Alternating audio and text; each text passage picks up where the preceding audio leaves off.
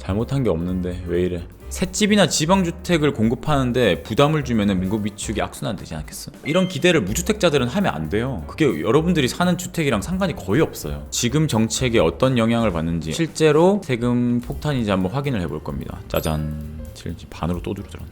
요거는 7천만 원이고 30년에 똑같이 매도했을 때 한 2천만 원 아끼네요. 그 폼을 저희가 링크를 달아놨거든요. 고정 댓글에. 그럼 여러분들도 한번 여러분들의 자산을 한번 점검해 보시기 바래요. 지금 2020. 안녕하세요, 돈보라입니다. 세금 이야기 나오면 머리부터 아프시죠? 오늘 걱정하지 마십시오. 오늘은 어려운 말은 다 빼고 초등학생도 알아들을 만큼 쉽게 한번 풀어보겠습니다. 주제는 딱 하나입니다. 이번에 세금이 바뀌는데 우리 집은 얼마를 더 내야 하나? 뉴스에서는 세금 폭탄이라고 겁을 주고 있는데 오늘 강의 끝나면 우리 집이 진짜 폭탄 대상인지 아닌지 알게 될 겁니다. 미리 결론만 말씀드리면 겁먹을 필요가 사실은 전혀 없어요. 편하게 한번 따라와 보세요.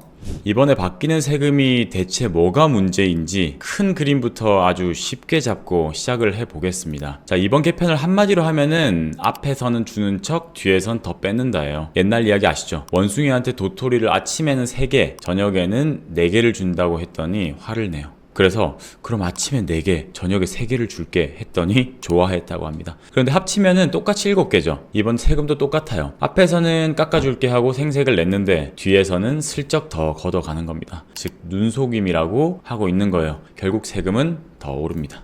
겉으로는 좋아 보여요. 세금 안 내도 되는 기준을 12억에서 14억으로 올려줄게 하거든요. 그런데 오른쪽 속을 보세요. 뒤에서 세금 계산할 때는 눈금을 슬쩍 올려버립니다. 이 눈금은 조금 이따 자세히 설명을 드리겠습니다. 어쨌든 깎아준 만큼 이 눈금으로 도로 걷어간다는 거예요. 이 세금은 한 번에 바뀌는 게 아니라 해마다 조금씩 강해집니다. 올해 2026년은 큰일 없어요. 사실은 그냥 마음의 준비 기간이다 이렇게 생각하면 되는데 2027년은 슬슬 시작이라 불이익 전에 집 내놓는 분들이 나오지 않을까라고 생각을 하고 있습니다. 2028년부터는 본격적으로 강해지고 2029년이 가장 강해지는 구간이다. 우린 이렇게 알고 있으면 될 것 같아요. 그래서 제가 나중에 계산기를 드릴 텐데 그때 몇 년도에 내가 매도를 할지 아니면 더 가져갈지를 여러분들이 선택하시는 게 핵심입니다. 이번 개편은 규칙이 딱 하나예요. 직접 살면 깎아주고 세 주고 안 살면 더 낸다입니다. 이게 서울만이 아니라 전국 모든 집에 똑같이 적용이 된다는 겁니다. 속셈은 이거예요. 세 주면 손해보게 만들어서 결국 직접 살거나 팔게 하려는 거죠. 문제는 이러면 전세 월세집이 줄어서 세 사는 분들이 모두 다 힘들어진다 이겁니다. 그럼 누가 웃고 누가 울까? 이득 보는 사람은 아주 소수예요. 돈을 모아뒀다가 더 좋은 집으로 가려는 분들, 싸게 나온 집을 잡을 수 있는 사람 정도죠. 반대로 가장 손해보시는 분들은 좋은 동네에 오래 사신 어르신들이에요.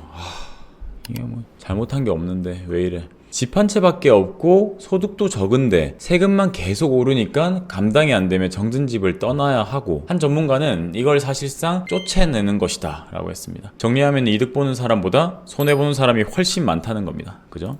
자, 두 번째입니다. 집을 팔 때 내는 세금을 양도세라고 해요. 집 팔아서 남긴 돈에서 나라가 일부 떼가는 돈이다 라고 생각하시면 쉽습니다. 양도세에서 제일 중요한 건 할인 쿠폰이에요. 쉽게 말하면 오래 살면 깎아주는 쿠폰을 받는다라고 보시면 됩니다. 정식 이름은 원래 장기보유 특별공제였는데 장기거주 특별공제라고도 하죠. 어려우니까 그냥 쿠폰이라고 얘기할 겁니다. 원래는 집을 오래 갖고만 있어도 쿠폰을 주고 오래 살아도 쿠폰을 줬어요. 합쳐서 최대 80%까지 깎아줬단 말이에요. 그런데 이제는 직접 산 기간으로만 쿠폰을 줍니다. 그냥 갖고만 있으면 쿠폰이 작아져요. 그러니까 세 주고 있던 집은 팔 때 손해입니다. 한마디로 가진 사람 말고 리빙하는 사람, 사는 사람을 우대하는 것이다. 쿠폰에 최대 여기까지만 깎아준다는 한도가 새로 생겼죠. 2028년에는 20억, 2029년에는 10억까지만. 예를 들어 강남에서 30년 살아서 40억 벌었어도 한도 때문에 20억이나 10억까지만 깎아준다는 소리입니다. 그런데 여기서 좋은 소식, 우린 20억 미만 집은 번 돈이 이 한도보다 작기 때문에 대부분 상관이 없습니다. 이런 게 있구나 정도만 알면 됩니다. 자, 이건 많이들 착각해서 꼭 한번 짚어볼게요. 집이 여러 채면 세금이 더 붙죠. 이걸 중과라고 부릅니다.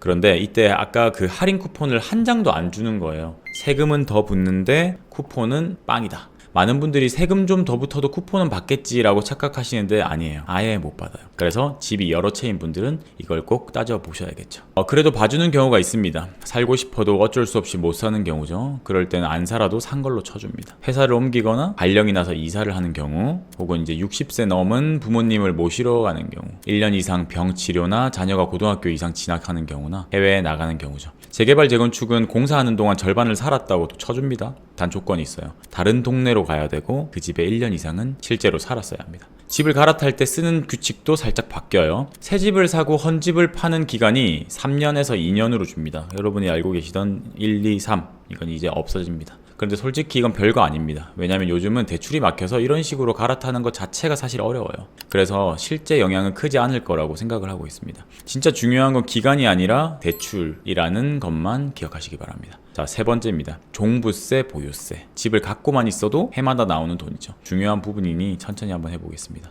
종부세는 여기까지는 세금 안 매긴다는 기준선부터 여러분들이 알고 있어야 됩니다. 내가 직접 사는 1주택이 공시지가로 14억까지는 세금이 없어요. 시세로 치면 대략 20억 정도죠. 그런데 세를 주고 안 살면 9억으로 뚝 떨어집니다. 즉 지금 살면 많이 깎아주고 세 주면 덜 깎아줍니다. 여기서 좋은 소식이 뭐냐? 우리 20억 미만 집에 직접 사시는 분은 종부세 대상이 대부분 아니에요. 핵심은 딱 하나, 직접 사느냐입니다. 집이 여러 채인 경우 깎아주는 게 또 9억을 또 쪼개요. 4억이랑 5억이랑. 4억은 무조건 깎아줍니다. 그런데 나머지 5억은 내가 실제로 사는 집의 비율만큼만 깎아줘요. 그러니까 두 채 다 세주고 나는 아예 안 살면 4억만 깎아준다는 겁니다. 결국 이제 세를 줄수록 손해나게 만드는 겁니다. 직접 살라는 압박인 거죠. 아까 말한 눈금을 한번 설명해 볼게요. 세금을 매길 때 집값 전부를 보는 게 아니라 그 중에 약 몇 %만 봐요. 그 비율을 눈금이라고 여러분들이 쉽게 해석해 보시면 돼요. 이 눈금이 클수록 세금도 커집니다. 지금 얼마예요? 60%죠. 그런데 2027년엔 70, 2028년엔 80%까지 올립니다. 보는 비율이 커지니까 세금이 늘어나겠죠. 앞에서 공제로 깎아준 만큼 이 눈금을 올려서 도로 걷자는 거예요. 이게 바로 아까 원숭이 도토리 이야기입니다. 세금을 매기는 기준도 바뀌어요. 옛날에는 집이 몇 채인지로 매겼어요. 그런데 이제는 몇 채든 상관없이 얼마짜리 집이냐인 걸로 매기는 겁니다. 기준선이 대략 시세 40억에서 45억이 넘는 아주 비싼 집이에요. 그래서 뉴스에서 40억이 넘으면 세금 오른다 이런 이야기 하죠. 근데 하지만은 20억에서 30억 사이다, 20억 미만이다 기준 아직 걱정은 안 하셔도 됩니다. 그러니까 상방을 막으려고 한다는 거 다들 알고 계시죠? 자, 고령자를 배려하는 것도 있습니다. 나이가 많고 그 집에 오래 사셨으면 세금을 최대 80%까지 깎아줍니다. 2027년까지는 가진 기간과 산 기간 중에 유리한 걸로 계산을 해주는데 28년부터는 산 기간만 봐요. 그런데 이제 여기도 아쉬운 게 최대 얼마까지만 깎아준다는 한도를 또 적어놨죠. 그 한도 숫자가 어디 나와 있는지 근거가 없다는 게 전문가들의 지적이기도 합니다. 자, 여러분들 이제 150%에서 200% 요건 보셨을 텐데 원문을 세금 오르는 걸 막는 뚜껑을 올려놨어요. 한 번에 너무 많이 오르지 못하게 막는 장치입니다. 원래 작년 세금에 1.5배까지만 오를 수 있었는데 이 뚜껑을 2배까지 올렸어요. 얼마 안 올렸네? 생각할 수 있겠죠. 그리고 이 뚜껑이 종부세만이 아니라 재산세까지 합친 걸 기준으로 합니다. 게다가 계산 방식이 좀 얄궂어요. 실제로는 2배, 3배까지도 튈 수 있다는 겁니다. 내년에 뚜껑이 1.5배인데 왜 2배 나오냐는 뉴스가 꼭 나올 겁니다. 여러분들도 미리 알고 계시기 바랍니다. 숫자로 간단히 볼게요. 결국 직접 사느냐가 다 가릅니다. 예를 들어서 비싼 집이라도 어르신이 오래 직접 살면 세금이 거의 그대로예요. 걱정이 없어요. 그런데 같은 집을 세 주고 안 살면 규칙이 바뀌는 순간 세금이 2배로 뛸 수 있어요. 아주 비싼 집은 해마다 수천만 원씩 크게 늘고 집이 두 채가 되면 깎아주는 게 아예 사라집니다. 핵심은 직접 사느냐죠. 자, 돈이 없는 어르신을 위한 것도 있습니다. 과세 이연인데 요거는 이제 사실 외국에도 있는 사례예요. 양도세를 과세 이연해주면 참 좋을 텐데 우리나라는 이제 어르신들한테만 일단 해주는 겁니다. 집 한 채도 나이가 많고 소득이 적은 세금은 집을 팔거나 자녀에게 물려줄 때까지 세금 내는 걸 미뤄줍니다. 그런데 이건 깎아주는 게 아니라 그냥 미뤄주는 것 뿐이에요. 결국 다 내야 돼. 세금은 올려놓고 내는 날짜만 미뤄주는 거죠. 그래도 당장 급한 어르신께는 숨통이 되지 않나 라고 생각을 하고 있습니다. 자, 마지막 말 바꾸기입니다. 가장 제가 화가 나는 부분이기도 하고 많은 세무 전문가들이 이 부분을 가지고 많이 화를 내기도 하더라고요. 정부가 이렇게 해줄게 약속해놓고 나중에 말을 바꾼 겁니다. 어려운 말로 소급이라고 하죠. 정부가 뒤집은 약속 3가지입니다. 첫째, 임대주택. 세를 놓는 집주인에게 세금 깎아줄게 했다가 없어요. 둘째, 상생임대. 혜택 줄게 했다가 까다로운 조건을 붙여요. 세 번째, 미분양집. 기한 없이 봐줄게 했다가 몇 년 안에 팔아라. 기한을 걸었습니다. 세 개 다 공통점이 있어요. 이미 해준 약속을 다 뒤집었다는 거예요. 첫 번째, 임대주택을 자세히 보겠습니다. 세를 놓으려고 등록한 집인데 2027년까지 팔면 원래 혜택을 다 받았어. 근데 2028년이 되면 혜택이 절반으로 줄고 2029년이 되면은 거의 사라져요. 그러니까 늦게 팔수록 손해죠. 특히 여러분들 집 중에서도 아파트만 콕 집어서 혜택을 없앱니다. 그래서 임대주택 가진 분들은 언제 팔지를 가장 고민하셔야 됩니다. 두 번째는 상생임대입니다. 원래는 세를 줘도 직접 산 것처럼 봐주는 고마운 혜택이었어요. 자세한 거는 말씀드리지 않아도 알겠죠. 그런데 이제 계약이 끝나고 1년 안에 팔아야만 인정해줘요. 게다가 다른 규칙까지 겹치면서 이 혜택이 사실상 쓸모 없어져 버립니다. 그럴 바엔 차라리 세입자 보내고 내가 2년 직접 사는 게 낫다는 계산이 나오겠죠? 결국 피해는 누가 보죠? 세 사는 분들이죠. 많은 카톡들이 오픈 채팅방에 돌고 있더라고요. 나는 정보 믿고 새 살았는데 여기서 지금 아이들 3, 4명 데리고 전세 9억으로 살고 있었는데 집주인이 어쩔 수 없다. 내가 이제 세금을 낼 돈이 없어졌다. 미안하다. 좀 봐달라 하고 나가라고 합니다. 어떻게 해야 되나요? 임차인이 직접 이야기하고 있습니다. 세 번째, 미분양집입니다. 옛날에 경기가 안 좋아서 집이 안 팔릴 때 정부가 제발 좀 사달라고 했어요. 사주면 세금 깎아준다고도 했고요. 게다가 기한도 없이 쭉 계속 봐줬습니다. 그런데 이번에 수도권 3년, 지방은 5년 안에 팔아라 하고 기한을 걸어버립니다. 심지어 20년도 더 된 옛날 약속까지 뒤집어버려요. 사달라고 해서 샀는데 이제 와서 말을 바꾸는 거죠. 근데 이게 왜 화나는 일인지 한 전문가가 딱 맞는 비유를 했어요. 우리 집에 도둑이 들었는데 잡아주면은 100만 원 주겠다고 약속을 했어. 위험을 무릅쓰고 잡았더니 이제 와서 생각해보니 60만 원이면 되겠는데 하고 깎는 격이 되는 거죠. 이러면 다음에 또 도둑이 들어도 아무도 안 도와주지 않을까? 약속을 이렇게 뒤집으면은 앞으로 정부가 뭘 해도 안 믿게 된다. 이게 가장 큰 문제이지 않을까 싶어요. 여기까지 여러분들이 정책 브리핑 헤드라인을 보시면은 우리가 가장 중요하게 생각해야 될 메시지는 거주용 1주택 시가 20억까지가 종부세 대상 제외니까 우리 집은 20억이 안 되니까 상관이 없네? 라고 안심하기가 쉽죠? 하지만 이제 조삼모사라고 제일 처음에 말씀드렸잖아요. 공제 14억, 그러니까 시세 20억쯤인데 이래도 집값 상승이나 공시가격 인상으로 언제든 가표에 진입할 수 있다. 이런 것들은 꼭 돈보라 계산기를 써보셔라. 저희가 아주 꼼꼼하게 검토를 하고 만들어봤기 때문에 전문 세무사분한테 상담을 받기 전에 미리 이렇게 간이로 계산을 해도 충분히 문제가 없을 정도지 않나 라고 생각을 합니다. 자, 그러면은 전문가들 의견을 제가 한번 취합해봤어요. 토론도 보고 유튜브 영상에서 나오는 전문가들의 의견도 한번 적어봤습니다. 사실은 우리가 부동산 공화국이 문제라는 건 모두가 알고 있습니다. 근데 갈리는 건 처방이에요. 두 생각이 부딪히겠죠. 한쪽은 더 걷자는 쪽이에요. 집값이 너무 올라서 생긴 이익이 크니까 세금을 조금씩 오랫동안 걸쳐 올려가지고 그 이익을 조금 나누자는 거죠. 다른 쪽은 소용없다는 거예요. 세금 올려봐야 집값은 안 잡히고 부작용만 커져서 결국 실패한다는 거예요. 재미있는 건 사실은 결국에 정답은 모르겠다입니다. 여러분들 생각은 어떠세요? 댓글로 한번 달아주시기 바랍니다. 저는 어느 정도 세금을 올리는 거는 나쁘다고 생각은 안 해요. 지방소멸에 대한 이야기도 많이 나오고 난 열심히 살아서 이 집을 내 노력으로 샀는데 이렇게 얘기하시는 분들도 있겠지만 지방은 기회조차 받지 못하는 사람들도 꽤 많습니다. 그래서 그런 지역에 나눠주는 것도 하나의 국가 정책일 수는 있겠다라는 생각은 들어요. 하지만 집값을 잡기 위해 징벌적 세금을 부과하는 것은 저는 반대인데 이걸 계속하고 있다는 거예요. 이게 결국 건강한 나라를 국가를 만드는 것이라고 생각하진 않아요. 매년 내는 세금 이야기를 해요. 첫 번째로 이제 보유세 이야기로 한번 해보겠습니다. 하나는 더 걷자. 우리나라 보통 집 세금이 외국보다 싼데 비싼 집이나 여러 채는 이미 세계 최고 수준입니다. 그러니 한 번에 말고 조금씩 올리자고 해요. 다만 세금이 힘들어서 집을 팔게 만드는 건 어느 나라에도 없잖아요. 근데 소용없다 쪽은 세금이 비싼 뉴욕, 런던, 도쿄가 오히려 더 올랐죠, 집값이. 우리나라가 지금 집값이 많이 오른 게 아니라고 다 얘기해요, 전문가들도. 그래서 세금을 올리는데 결국 월세만 오른다고 반박하죠. 비싼 집을 오래 가진 사람은 세금을 좀 적게 내는 건 사실입니다. 사실은 가진 것에 비해서 오른 것에 비해서는 다른 선진국 OECD에 비하면은 적게 내요. 저는 세금이 비싼 뉴욕, 런던, 도쿄가 더 올랐다는 건 알고 있어요. 근데 이제 이것도 당위성인데 OECD에 비해서 우리가 세금이 적잖아요 라고 그냥 얘기해서 다른 사람들을 믿게 만드는 것은 안 된다. 꼭 지표를 보시기 바랍니다. 좀 더 자세히 말씀드리면 서민주택 보유세는 10억 미만 정도로 볼까요? 그런 주택 보유세는 선진국보다 매우 낮아요.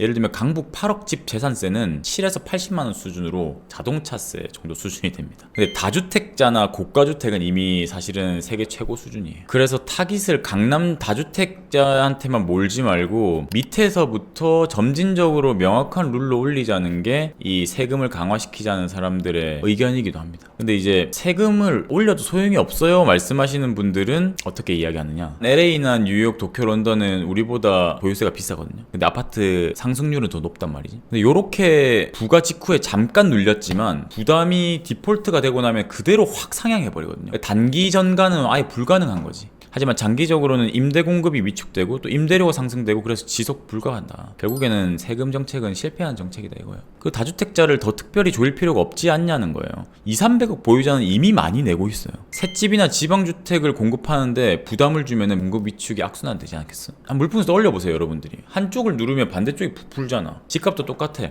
비싼 집에다 세금을 세게 매기면 그 사람들은 부담이 덜한 한 칸으로 내려가거든. 그럼 그 아래 집값이 붐비면서 값이 올라. 강남 상고를 누르면은 마용성이 오르고 마용성까지 누르면 그 아래가 오르잖아. 위를 누를수록 오히려 아래 구간들이 단단해진다는 거다. 요즘에 뉴스에 나오는 게 뭐죠? 덜 똘똘한 한 채가 유행이 될 것이다. 자, 두 번째 양도세입니다. 첫 번째 소용없다는 쪽은 집이 여러 채라고 세금을 80%나 매기는 나라는 세계에 없죠. 보통은 20-30%예요. 너무 세다 보니까 양도세 세다 보니까 사람들이 안 팔고 버텨. 팔 집 자체가 사라진다는 거지. 더 걷자는 쪽은 그래도 나중에 자녀에게 물려줄 때 결국 세금을 냅니다. 하지만 집 한 채로 100억을 벌어도 세금이 0인 건 문제다 이거지. 조금씩 정산하는 세금이 필요하다는 겁니다. 이것도 한번 좀 더 자세히 이야기할 필요가 있는데, 양도세 중과라는 게 대한민국에만 있는 거예요. OECD 국가 중에 양도세 중과는 없어요. 전 세계 유례 없는 제도인데 미국, 영국, 일본도 비거주 주택에는 양도세 부과를 해요. 근데 그것이 대략적으로 20에서 25%예요. 그러면 10억 차익이 났으면 2, 3억 낸다고. 세계 표준이 30% 플러스 마이너스 10이에요. 근데 1주택에는 혜택을 줘요. 이사를 가거나 재산 형성을 유도하기 위해서. 근데 이미 오른 집값을 올린 것도 아니라 다주택사에게 양도세를 80%를 매겨버리면은 매물이 잠기잖아? 그럼 집값이 더 오르잖아? 그래서 정부가 또 완화책을 만드는 악순환이 벌어져. 그래서 80%가 무서운 사람은 안 판다고. 그래서 신규 매물이 나올 거야 이런 기대를 무주택자들은 하면 안 돼요. 그게 여러분들이 사는 주택이랑 상관이 거의 없어요. 금매를 잡는 사람들은 중위 가격이라고 보면 15억에서 한 18억 위치에 있는 사람들이 갈아타게 할 때나 지금 해당되는 거지, 무주택자들한테 해당이 안 돼. 그러니까 제발 기다리지 마요. 정책을 기다리는 게 난 이런 게 좀 답답한 거야. 자, 세 번째 공급을 얘기해 봅시다. 집은 왜 부족할까요? 공급은 이렇게 봐야 됩니다. 첫째, 집은 정부 마음대로 지어지는 게 아니에요. 시장이 짓는 겁니다. 실제로 정부가 아무리 밀어도 시장 상황이 안 맞으면 안 지어져요. 둘째, 싼 외곽에 지어도 소용이 없어요. 좋은 비싼 동네를 지어야지 그 아래가 잡히잖아. 셋째, 집이 부족한 것만이 아니라 사려는 사람, 수요가 빵빵해야 돼. 둔촌주공 할 때 14억이었는데 이제 미분양이었죠. 나중에 미분양 이야기를 더 해드리겠지만, 근데 지금 이제 30억이 넘었잖아요.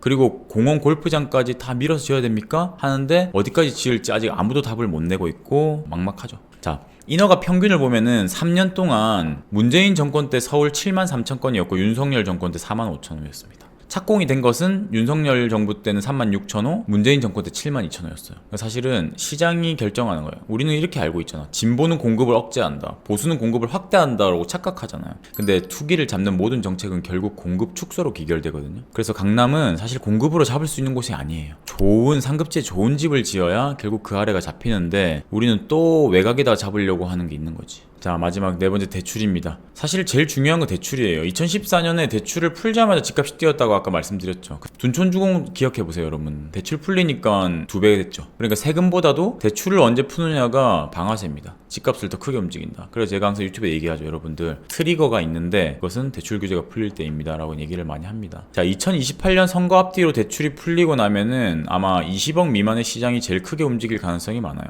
왜 28년입니까? 28년 4월에 뭐가 있죠? 총선이 있습니다. 완화책을 분명히 낼 겁니다. 자, 한 장으로 한번 네 가지를 정리해 봅시다. 매년 내는 세금은 그게 집값의 원인은 아니지만 조금씩 올릴 수는 있어요. 그리고 집을 팔 때 내는 세금인 양도세는 여러 채라고 80%까지 매기는 건 세계에 없고 매물만 잠근다고 생각합니다. 그리고 공급은 정부가 아니라 누가 결정한다? 시장이 결정하고, 좋은 동네에 짓는 것이 관건이기 때문에 실은 재개발 재건축을 좀 더 활발하게 하는 것이 집값을 잡는 데는 훨씬 더 유리하긴 합니다. 대출은 진짜 방아쇠고 언제나 푸느냐가 핵심입니다. 요 네 가지를 꼭 기억해 보시기 바랍니다. 이제 우리 멤버십 분들의 실제 사례인데 많은데 이 투자 사례를 가지고 제가 시뮬레이션을 해볼게요. 여기 분들은 저랑 직접 동행해서 매수하신 분들인데 제가 지금 갈아타기를 하려고 도와드리고 있거든요. 이런 분들이 지금 정책에 어떤 영향을 받는지 나 진짜 세금 폭탄이야? 하고 실제로 세금 폭탄인지 한번 확인을 해볼 겁니다. 자, 첫 번째예요. 철산역 롯데캐슬 SK뷰 25평입니다. 매수일이 2025년 5월 31일이었고 매수가가 10억 5천, 양도가가 17억. 자, 현재 전세 임대 중인데 두 가지를 해볼 거예요. 지금 전세 임대 중이니까 거주가 없겠죠. 근데 이대로 그대로 가져간다고 쳐봅시다. 보유 5년으로. 그리고 만약에 세금이 겁나서 거주로 5년 채웠다면 양도세는 얼마일지 계산을 해볼 겁니다. 그 폼을 저희가 링크를 달아놨거든요. 고정 댓글에. 여러분들이 폼을 작성했습니다 하고 댓글을 작성해 주시면 저희가 계산기 링크를 드릴 거예요. 그럼 여러분들도 한번 여러분들의 자산을 한번 점검해 보시기 바래요. 자, 한번 봅시다. 이 사용하는 방법을 알려드릴게요. 철산역 롯데캐슬 이렇게 쳐보라고. 짜자잔, 떴죠. 조정 대상 지역인지 바로 뜹니다. 집을 산 가격이 10억 5천이었어요. 그리고 집을 팔 가격이 얼마였죠? 17억이었습니다. 자, 정확한 날짜로 한번 계산을 제가 해볼게요. 4년 뒤 매도라고 했잖아. 그럼 2030년 5월 31일에 한번 매도를 제가 시켜보겠고, 실제로 살지 않고 보유만 지금 한 상태인 거잖아요. 그럼 지금 이 집에 살고 있어요가 노죠. 1주택이시고 살 때는 조정 대상 지역은 아니었습니다. 자동으로 뜨도록 되어 있어요. 저희가 엄청나죠. 자, 여기 선택 입력을 펼치시면은 그 당시에 취득세 등록세 얼마 나왔습니까? 하면 대략적으로 4천만 원 정도 나올게요. 내 집은 공동명의 없이 해보겠습니다. 먼저 세금 계산 짠 해보면 이렇게 나와요. 자, 현행법 그대로 지금 적용하면은 가장 싼 거는 가지고 있으면 있을수록 당연히 되겠지. 왜? 장기보유 특별공제가 계속 적용될 거니까. 근데 개편안이 통과되면 어때요? 가장 싼 구간은 2028년이네. 그리고 갈수록 비싸지네. 장기보유 특별공제는 아예 사라지니까. 앞으로 세금 바뀌는 시점을 딱 하면 여러분들 더 자세히 볼 수 있어. 29년 중에 내가 어디가 더 싸지? 5월, 1월 중에 이때가 제일 싸구나. 이때 팔면 좋구나. 이렇게 대략적으로 알 수 있다. 요걸 담아 놓으세요. 보유만이라고 해서 담아 놓으면 돼요. 그럼 짠 하고 보유만 해서 딱 뜨는 거야. 장난 아니죠. 이번엔 거주를 시켜볼 거야. 5년을 다 시켜볼게. 그리고 이 집에 지금 사는 거야. 세금 때문에 내가 지금 살겠다고 결정한 거예요. 자, 이러면 어떻게 돼? 총 양도세는 2,350만 원입니다. 엄청나게 싸지는 거야. 이렇게 되면 어떻게 거주 5년이라고 딱 치고 다시 담아 놓으세요. 비교가 되죠. 28년 매도, 30년 매도가 훨씬 싸지네. 같은 시기에 매도해도 거주를 하는 게 훨씬 더 싸집니다. 또 두 개를 더 해봐야지. 거주하지 말자. 거주하지 말고 이걸 그냥 공동명의로만 놔둬보자. 이렇게 5대5로만. 이러면 어떻게 돼? 와, 이렇게 해도 싸지네. 공동명의로만 해도 싸진다. 어때요? 보유만 했을 때는 4,970만 원. 보유에 공동명의 50대 50 지분 나누니까 1,600만 원인데 곱하기 2하면 얼마야? 3,200만 원 정도 되겠지. 1,500만 원 정도가 싸지네. 공동명의는. 근데 여러분 요거는 이제 여러분들 뉴스를 보셨겠지만 오늘이에요. 촬영하고 있는 오늘 나왔는데 부부 공동명의 1주택자 종부세 한정 시에 다주택자로 한다. 이제 요 내용이 나왔는데 좀 어이가 없습니다. 2028년부터는 부부 공동명의 1주택자가 종합부동산세 산정 시 다주택자와 동일하게 각각 한 채를 가지고 있는 것에 대한 관심이 쏠리고 있다라는 겁니다. 이게 진짜 통과되면 난리가 나는 거야. 통과는 안 됐어요. 안 됐는데 이거 되면은 요 공동명의는 사실 소용이 없는 거예요. 그런데 어때? 보유만 했을 때 폭탄인 것 같아요? 그렇게 차이 많이 안 나지 않아? 이런 걸로 소용이 없어. 자, 두 번째 거 한번 봅시다. 레미안 에스티움 많이 들고 계신 분들 있죠? 25년 4월 10일에 가지고 계세요. 12억 7천에 제가 매수해드렸고 제가 예상 양도가를 2030년에 20억 원으로 생각했고 이분도 임대 중입니다.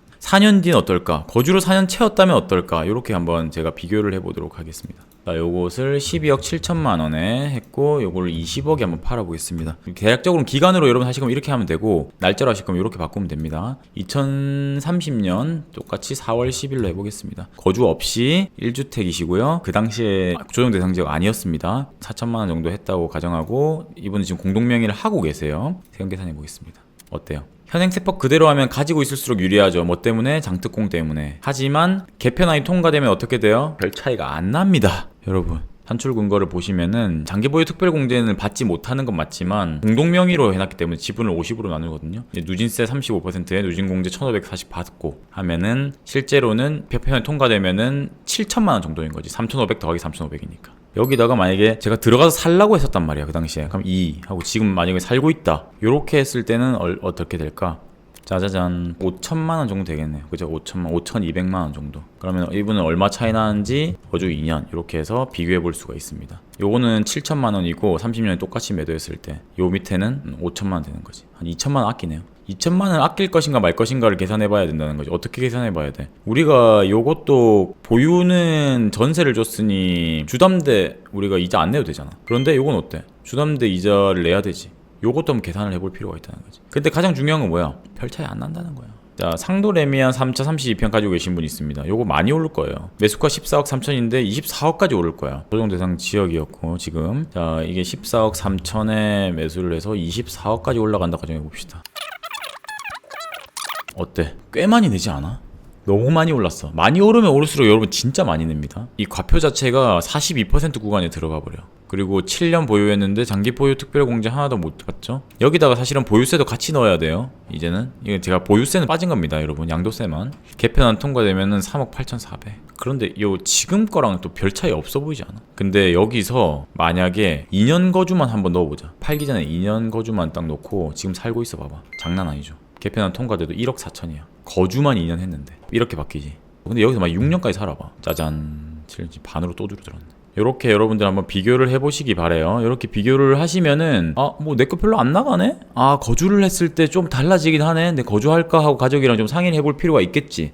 요 계산기로 직접 여러분들이 계산 한번 해보시고 돈벌어와 함께 부동산 갈아타기를 클릭하셔가지고 상담을 꼭 직접 받아보시기 바랍니다.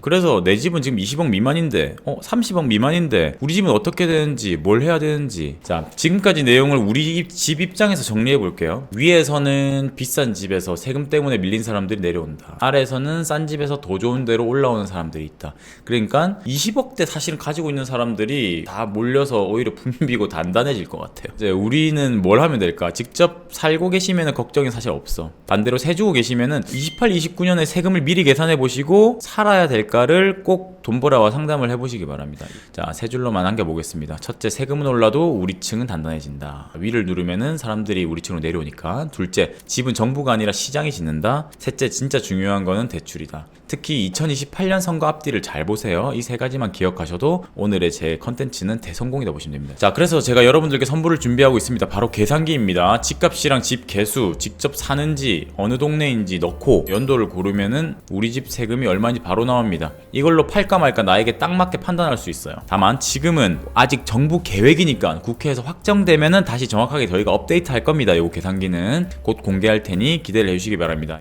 집을 지금 보유하신 분들은 강의를 들으면서 여러분들 스스로 성장하는 방법도 있지만 돈보라와 함께해서 부동산 갈아타기 하면서 아니면 코칭 받고 풀케어 받고 멤버십 하셔가지고 여러분들의 갈아타기 그리고 여러분들의 자산을 관리해 줄 수 있는 믿을 만한 사람한테 가시면 좋지 않을까라는 생각 때문에 오늘 초등학생들도 알아듣기 쉽게 풀어봤습니다. 끝까지 여러분 컨텐츠 시청해주신 분들께 감사하다는 인사 드리고 행복하게 웃으면서 하루하루 버텨보자고요. 감사합니다. 오늘 여기까지 하겠습니다. 오늘 돈보라였습니다. 좋아요, 구독, 알림 설정 부탁드립니다. 감사합니다.